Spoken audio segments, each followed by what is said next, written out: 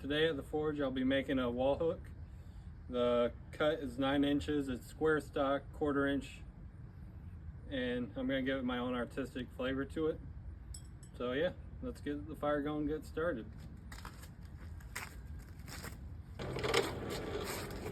I'm going to get to a nice color, take it to the edge of the anvil, lift it up, and strike it at an angle, and work all sides.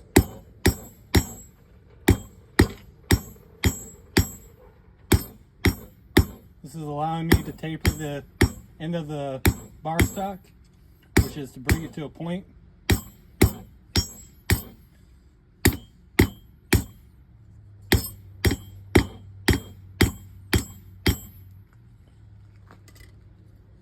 You don't want to work it too cold.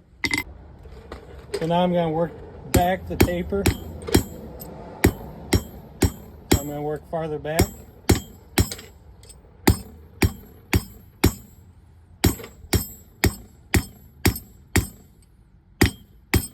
I got cold again.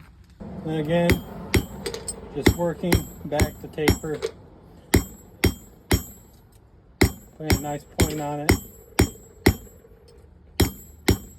Not working it too cold, taking my time with it, not rushing. And then with planishing, which is where you clean up the metal, that can be done at a cooler heat. That's not really moving the metal, that's just smoothing it out. I'm going to take the part that's the actual hook and round it out. So what I'm going to do is just hit the corners. That's going to turn into an octagon. And then I'm just going to sort of smack it as I turn it and turn it into round.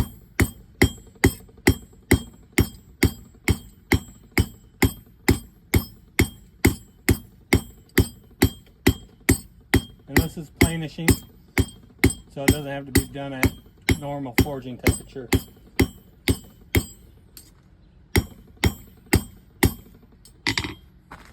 So I'm just working back, rounding it out. Again, taking it from square to octagon to round.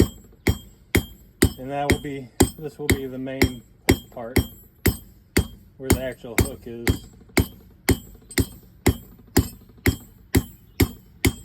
I'm just taking my time with it, paying attention to detail, not rushing.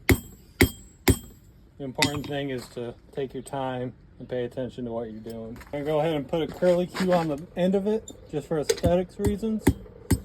And it's going to be facing the opposite way of the direction I'm taking the hook.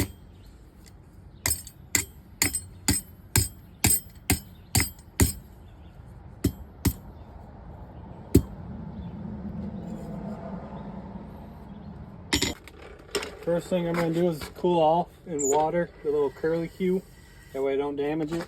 I'm going to take it over here, curly Q facing up, bend it over on itself.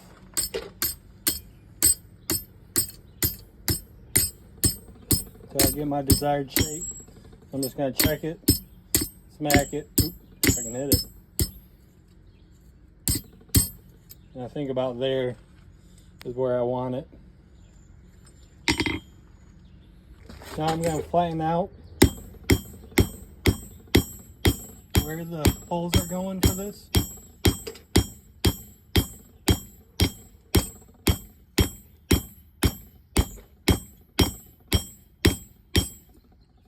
I heat that up one more time.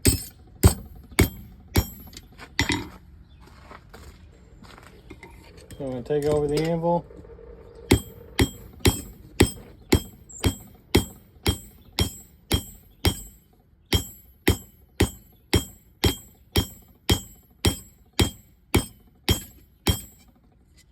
That's all I'm doing to it right now. Then this back in place. So for the top, I'm going to start with taper. Only difference is going to have 45. Tapering it that way. I'm just working it back and forth.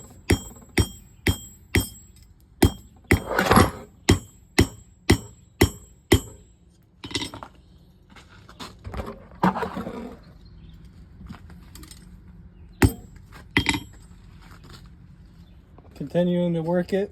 Oop. I'm gonna take it, work at 45.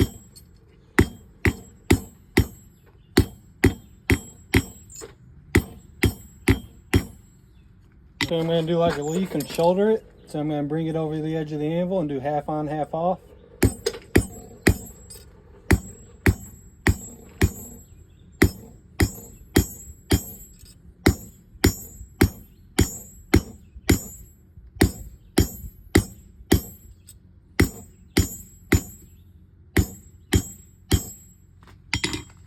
And put it back in the fire.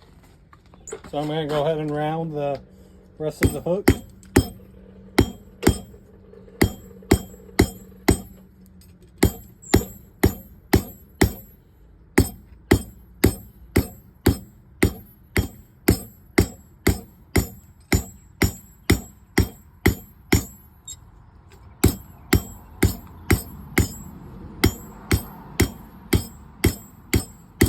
Again, this is planishing, so having it forging temperature not critical.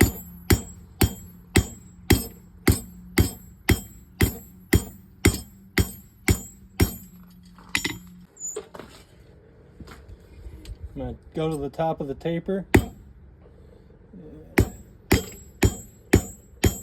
squish it down like a leaf, taking my time.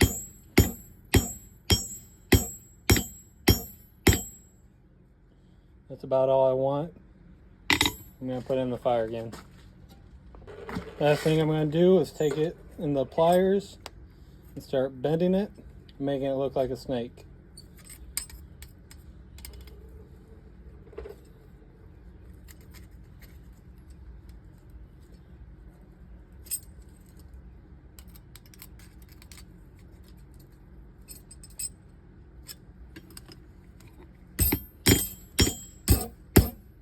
I'm just going to take it,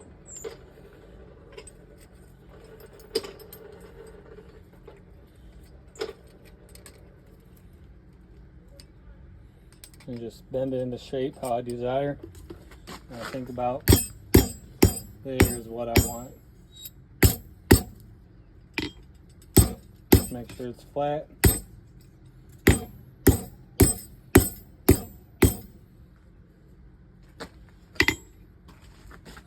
The last things to do is add beeswax and drill the holes.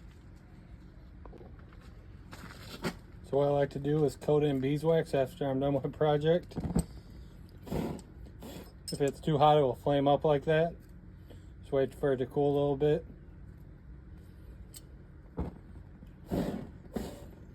Still a little too hot. And the beeswax just protects it and gives it a nice coating. It also creates a harsh smoke, so just be mindful of that.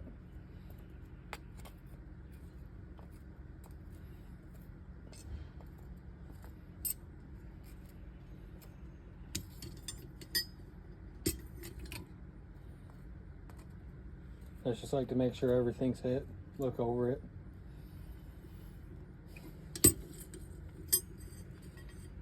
But yeah, all that's left is drilling the holes.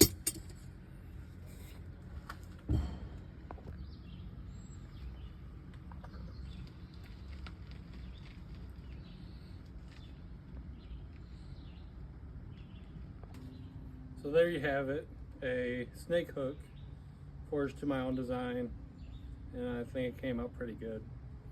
I'll be making future videos in the coming weeks, and I hope you follow along as I go along this blacksmithing journey. Been doing about 6 years now and have no intention of stopping, and I hope to create content as I go forward. Have a good day. Oh.